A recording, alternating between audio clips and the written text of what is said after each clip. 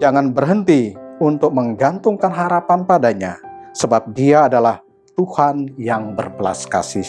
Ya, Bapak Ibu, saudara-saudari yang terkasih dalam Tuhan kita Yesus Kristus, jumpa lagi dalam renungan mingguan. Ini pekan biasa yang ke-30. Tema renungan pada kesempatan ini saya mengambil keluarga Katolik selalu menggantungkan harapannya kepada belas kasih Tuhan. Bapak Ibu, saudara-saudari yang terkasih, ada sebuah cerita. Ada seorang pria, dia tidak percaya akan adanya Tuhan. Dia diundang untuk menjadi pembicara di suatu pertemuan. Banyak peserta yang ikut. Salah satu peserta yang ikut adalah seorang peminum, seorang pemabuk, tetapi dia telah bertobat. Dan pada akhirnya dia mengikuti Kristus. Lama dia mencoba untuk keluar dari kebiasaan itu, dan pada akhirnya dia menemukan jalan, yaitu ada pada Yesus. Lalu sang pembicara ini mengundang dia ke podium. Pemuda yang sudah bertobat ini naik ke podium, dia tidak bicara apa-apa. Sesampai di podium, si pembicara, orang kafir yang tidak percaya pada Tuhan ini, meminta kepada si pemuda yang telah bertobat ini untuk bertanya atau berkomentar sesuatu. Tetapi si pemuda ini, dia tidak berkomentar, dia mengambil sebuah jeruk di sakunya. Lalu dibukanya dan dimakannya jeruk itu. Nah.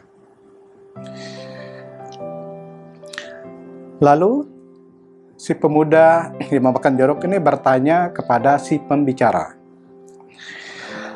apakah jeruk yang baru saya makan itu rasanya manis atau asam?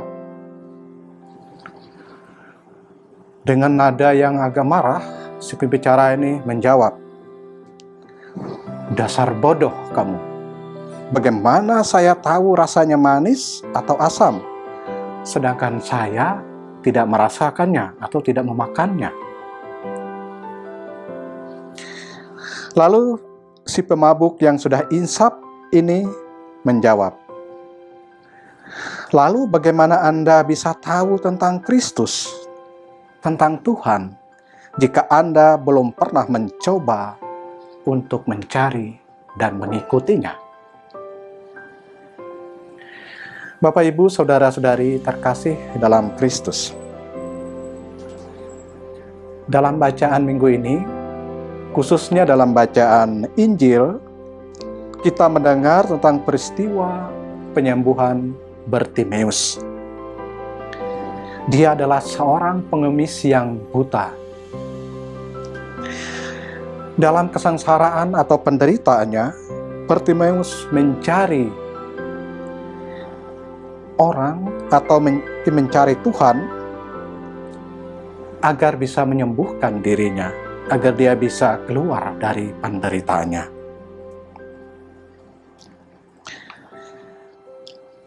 Marilah kita ikuti cerita tentang Bartimeus ini.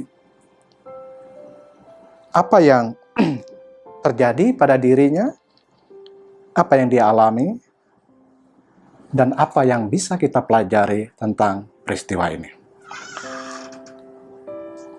Ada 3 hal yang mau kita renungkan, 3 poin tentang Bartimeus. Pertama, kita mau melihat apa sebenarnya penderitaan Bartimeus ini.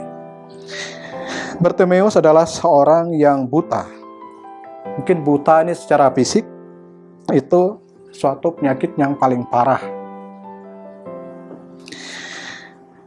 Dia merasa terhukum untuk hidup dalam kegelapan sepanjang hidupnya. Penderitaannya diperparah. Dia adalah seorang yang miskin. Sudah buta, miskin lagi.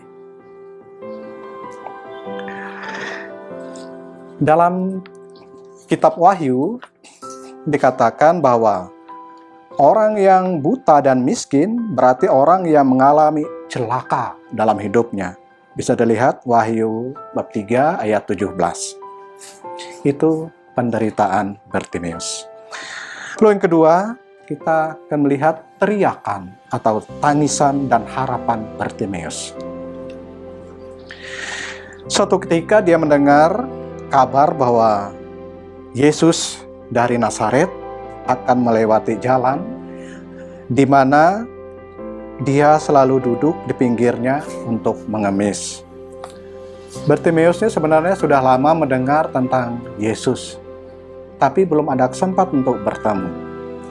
Dan dalam batinnya, mungkin inilah satu-satunya orang yang bisa menyembuhkannya, orang yang bisa membuat dia bisa melihat.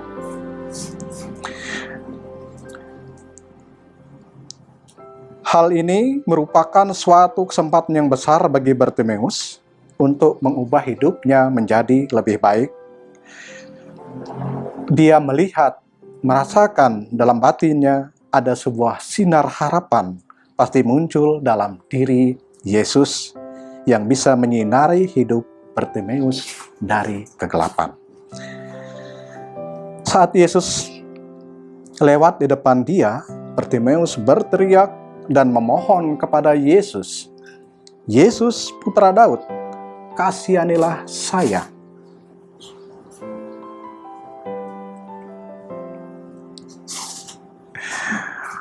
Dia berteriak memohon belas kasihan. Teriakannya tidak sia-sia. Bartimeus mendapat perhatian dari Yesus dan Yesus menyembuhkannya. Yesus mengubah hidupnya dari kegelapan kepada terang, dari kebutaan menjadi melihat dunia di sekitarnya.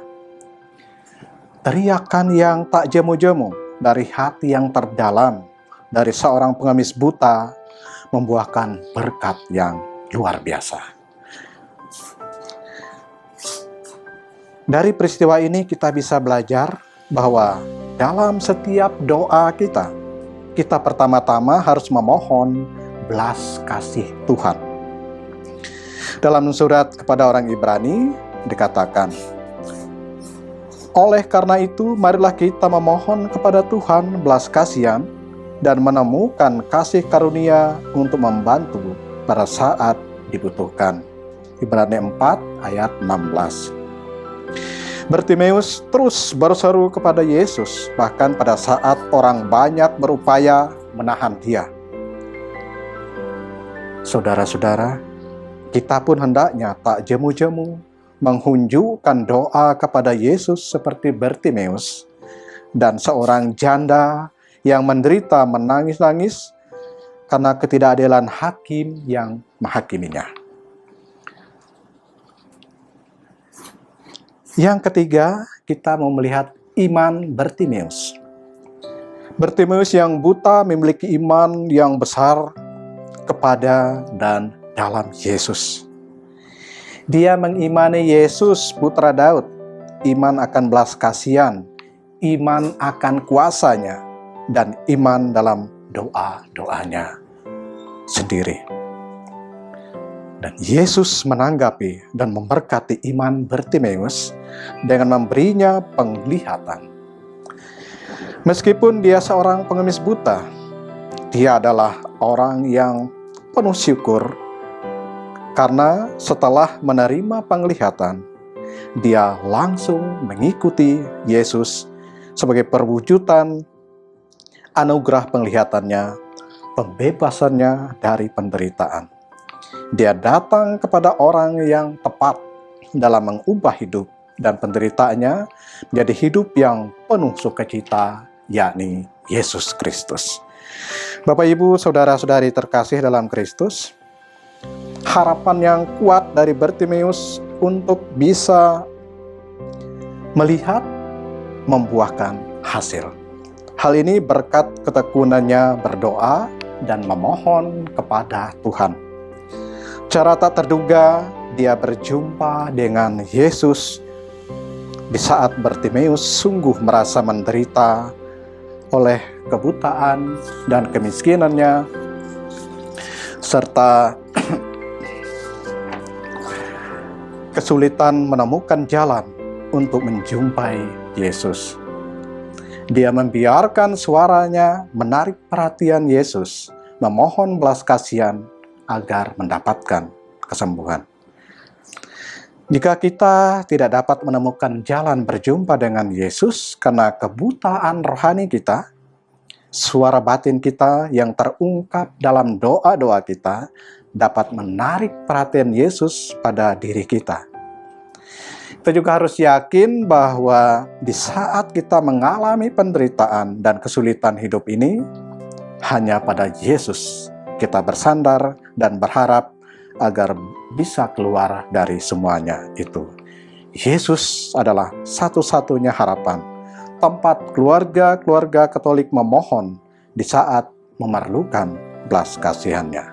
Semoga peristiwa besar dari Bartimeus ini menginspirasi kita, bahwa kita jangan lelah untuk berdoa kepada Yesus.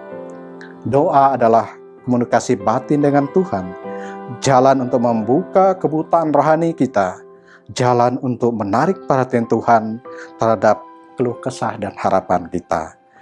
Terakhir, jangan berhenti untuk menggantungkan harapan padanya, sebab Dia adalah Tuhan yang berbelas kasih, yang tidak pernah ingkar janji bagi umat beriman yang selalu membuka diri kepadanya. Tuhan memberkati. Amin.